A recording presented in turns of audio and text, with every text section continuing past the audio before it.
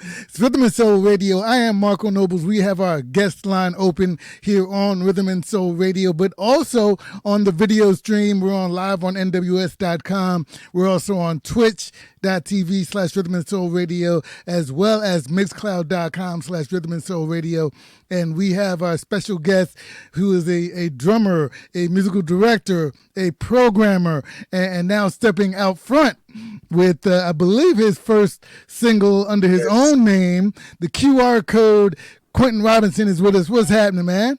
Hey, man, what's going on, Marco? How you doing, man? I'm doing good. Good to talk to you. So let's kind of start at the beginning. You're Okay. a drummer. You're a drummer, and you've been working with a number of folks that we play regularly here, from Algebra to Avery Sunshine to Eric Roberson to Anthony David to Jeff Bradshaw. And so you've been working with a ton of people. I know you've been touring with People Bryson as well. So I literally just did a show with Anthony and Algebra Saturday. So like literally everybody that you named, I was like, yep, that's the homie. Yep, that's the homie. Right. Yeah. So first and foremost, how has it been for you, with not being able to perform as much as you would normally do over this last year or so? It's different. I will say this pandemic is definitely not something that anybody could have foresaw. And it really just kind of like when you spend the majority of your life doing one thing, it's very easily to get tangled up into that being who you are, and having that stripped away, you really like, for me, it was a time of self-reflection and realizing that although I am a drummer and I am a music director and all of those things that you said, that's only a part of who I am. So I spent the better part of last year, really working on myself off the stage. You get what I'm saying? So when we go back, although it'll be the same face, it's a different mindset going into it. My what I do it for is different now, if that makes any sense. Okay. Yeah. So COVID was definitely a terrible thing, but there were some things for me that came out of it that will allow me to use this time as a stepping stone as opposed to a stumbling block.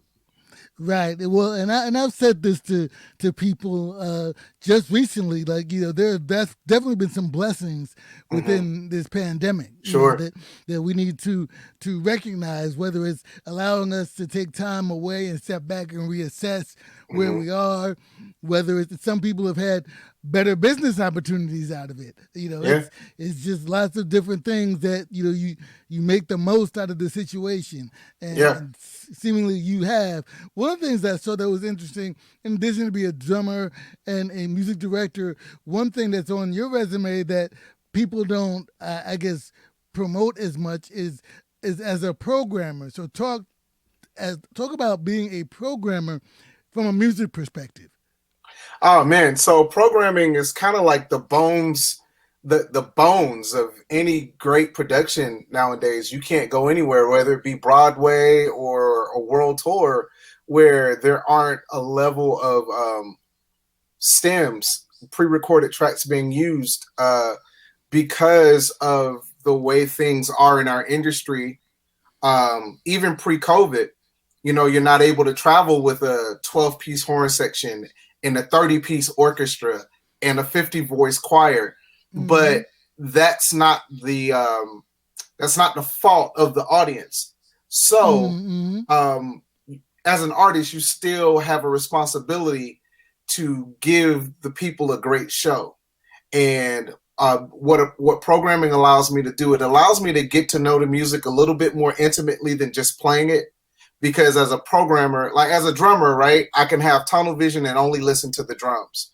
But as a programmer, I have to have more of a worldview. I have to have more of a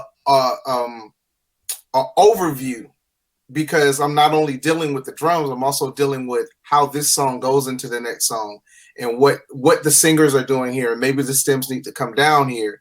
and maybe we don't need stems there. So it just allows me to get into the music a little bit more intimately because you're dealing with the actual bones of the music. Now the musicians, we put the meat on the bones, but the bones have to be there. Yeah. So for a layman's in the layman's terms, you are responsible for the music when artists are going out and doing track dates. Yes. Is that kind of the scenario that yes. you are the band on the track date for the artists when they're out there. I'm in the box. Just the tracks. Yeah. I'm in the box. I'm the box guy. Right. And there's lots of talk about when you watch Grammy Awards or award shows or television productions. It's like, oh, they're not singing live, they're singing the track. But there is a whole lot that goes into that. It doesn't take away from the performance. Exactly. Because they have to, they have to perform with their recorded band, so to speak. Well, it's not only that, but you said the Grammys, let's take the Super Bowl. Although the Super Bowl, the amount of confusion that it would be to have to mic up a full band with microphones in front of 75, 80,000 people in less than 5 minutes on a commercial break to come and do a 15-minute show. Now, the thing about it is, and I think this is where people get it twisted. Just like the Super Bowl, the guys that were playing on the stage were also the ones that did the stems. They did the programming. So it's not like they're playing on top of somebody else. They're playing on top of themselves. The other thing that it does, it definitely allows you to guarantee a particular thing. Like whether it be a tempo or whether it be a sound, there are just certain sounds that are in especially popular music that are not made by live instruments. As a DJ, if there are DJ scratches in the song, sometimes you listen to Eric Roberson stuff because a lot of his stuff is rooted in hip hop. Right. If you don't have those break beats in there from Dilla, you can have a drummer playing the same thing, but it's not going to feel the same because it doesn't sound the same. So being able to pull in those samples, give the music a level of authenticity that I think translates well to the consumer and allows the consumer to say, hey, I remember that. That's the same thing I was listening to on my radio. Same thing I was listening to on Marco's show or jamming to my CD in the car. It gives a level of familiarity to the listener. And I think that's the thing. You still have to have great players to play on top of the stems. The stems are not a replacement. They're an enhancement. So I think that's the misnomer. It's like we're still up there playing, but in order for logistically some things and some technical things, it has to go that way. You're moving from city to city, from venue to venue. Those lighting cues are on the stems. Those pyrotechnics are on the stem. If we're using humans, every time somebody can get the face blown off. So right. It just kind of foolproofs the plan so that every city we go to, there can be a level of proficiency and consistency with the show so that everybody can enjoy it. Well, that's an awesome insight because there are a lot of people who don't think about that Sure. background and what's needed and that level of expertise needed to pull off the show that folks will start seeing again, hopefully in a few months. Yeah. You mentioned Broadway. Yeah. That's something you've been kind of delving into a little bit more recently. Yes, sir. I've been pounding the pavement for a few years, just sitting in a bunch of different Broadway pits and meeting people and connecting. And this right before the pandemic hit, I was in New York and I made my Broadway debut on Ain't Too Proud, which is nominated for 12 Tonys. Yeah, it was a great show. Yeah, it's a great show. So that with my kids, it's an awesome show. Yeah, well, it's going on tour, and I will be the drummer for that first national tour. Great. And I'm excited about it. And it's just I used to act when I went to performing arts high school, but it was for theater. It wasn't for music. Music was something I just did since the age of 3. So when I got a chance to choose a vocation, it was theater. It's always been a love of mine. I love musical theater. So being able to take musical theater and music and combining them together, my love for the drums and musical theater and putting them together, it's a win-win for me. Seriously. So Broadway is just, I always kind of feel that these Broadway shows really depict the human where we are right now in the world. There's so many things that you can go into any show you take Ain't Too Proud. The things that we've been dealing with, the police brutality and the social injustice, all of those things were happening to them as they were on their climb to stardom. And they talk about those things in the show, Right. So I think theater has a way of resonating with people differently than music or dance or visual art does, So yeah, that's for me. Broadway is the next step in my journey. I'm going to conquer Broadway next. All So, right. yes, All sir. right. Now you mentioned you went to Performing Arts High School. Are you from New Yeah. York or where you No, from? so I'm originally from Miami. I'm born and raised in Miami, Florida. I did my undergrad at the University of Miami, class of 2003, and I moved to Atlanta back in 2010. So I went to Charles R. Drew Middle School, which was a performing arts high school, also Miami Northwestern Senior High School, which was a part of their PAVAC program, Performing and Visual Arts Center. And at one point in time, it was probably one of the most successful, biggest arts high schools in the Southeast. So, Okay. All yeah, right. Excellent. Now we've talked about a lot of that background, but right now you right now. have your first single, Yes, sir. available everywhere, the QR code. So talk about, how that came up. Was that a part of what you were talking about, being in the pandemic and stepping back and looking at doing more for yourself, creating your own single? Absolutely. I have been flirting around with releasing a single for a while. Just like a lot of art people, we go through our confidence struggles. And, sometimes you move in spurts of confidence. You feel good this day, so you do a bunch, and then you don't feel like doing anything because, well, nobody likes it. And so Right.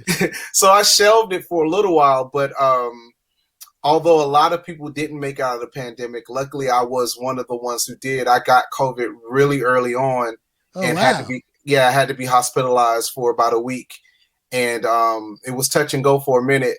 But I remember laying there and I was like, man, there's so much in me that I haven't done. And I don't want to die with this music inside of me. I don't want to do that. And I started thinking about, like we were talking about, that self-reflection.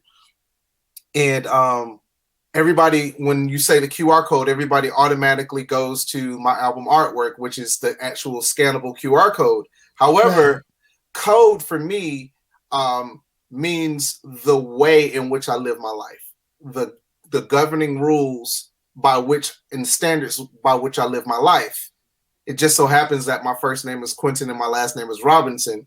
So it's the Quinton Robinson code of ethics, code of how Right. I do things. So uh, I have amazing friends, and we got together. And I'm a huge Yellow Jackets fan. If you listen to the song, even one time, you'll understand that it pays homage to the Yellow Jackets and Will Kennedy, who is a current mentor of mine. Um, Mm. and this song is actually dedicated to him. If you ever get a hard copy, the liner notes, you'll see that it's dedicated to him, just because he's shown me so much of how to navigate this industry on and off the stage and still maintain your integrity. So that's what the song is about. And it just so happens that he's the world renowned drummer for the Yellow Jackets, and this is a pays homage to him. So we got together, went through maybe about 4 or 5 drafts of it. I said I wasn't going to do it, threw it away, went back to it, took it out of the recycle bin, listened to it again. And I was feeling good one day, and I was like, you know what, I'm going to do it. And, you get to a certain point, it just goes beyond. Once you pay for it to get mixed, you got to do something with it. Yeah, yeah. You So gotta release it to the world. listen, and I didn't want to be a hypocrite. And I said, like, if you get me through this, I'm definitely not going to hide behind my own fear and insecurities of like somebody out here needs to hear this song, and somebody will be blessed by it. And it would be selfish of me to hide what you give me in the dirt just because I didn't have confidence in myself. So I released it, and all of the feedback that I've got has been overwhelmingly positive, and I'm grateful for that. So yeah. Excellent. So this is a single project, and hopefully an album is coming behind it. Marco. Yeah. Well, I know you've been getting the pressure, so yeah. I figure I might as well add to it. You adding to it. You just put this the straw on the camel's back. So yes, because of all of the overwhelmingly positive notice that the song has gotten, I have decided to turn this into a full-length project to be released at a later date. But we are working on it. The team and we are working on it, and there will be a QR code album. Excellent. Marco, so now, come on, man. Well, you still got time. You still can't go out and do shows yet. I got exactly. Listen, still got I'm time here. to work on it. I might as well, right? That's right. You got time to finish it. Before we, actually play the single for everybody, the single is available everywhere. Yes. QR code everywhere you can download your music. And of course, on your website and through your platform. So why don't you tell everybody how they can find you and keep up with you? Okay, cool. Thank you so much for that. Before I do anything else, Marco, I love what you're doing, man. Thank you so much for this opportunity. It is I'm a fan now. I did, and I'm a fan of yours. I'm a fan of yours now too. I did a soft stalk just to kind of see who I was going to be talking to. So I'm a huge fan. So thank you for sharing your platform with me. But to answer your question, you can find me at my website, which is www.iamqrobinson.com. On Facebook, I have 2 pages. I have a personal page, which is QJRob, or my fan page, which is Q Groovin Music, just like you see it here on my shirt. On Instagram, it's Q Groovin. Twitter, it's Q Groovin. And that's about it. I'm not into all of the other stuff, the TikToks and all that stuff. It's too much. I got an album to make. I don't have time to be on social media. There you go. You got to focus on the important stuff. Yes, sir. Excellent. With that, man, thank you so much for taking the time and sharing some of the knowledge and the journey with us. Glad you was able to fight the COVID fight and come out on the other side. Yes, sir. That's definitely an inspiration for many others who may still be going through it. So yes. Because we still have a ways to go. We certainly look forward to you on the stage and look forward to the full album, the QR code coming soon from Quinton Robinson. Right now, we have the first single, the QR code from Quinton Robinson, is right here on Rhythm and Soul Radio.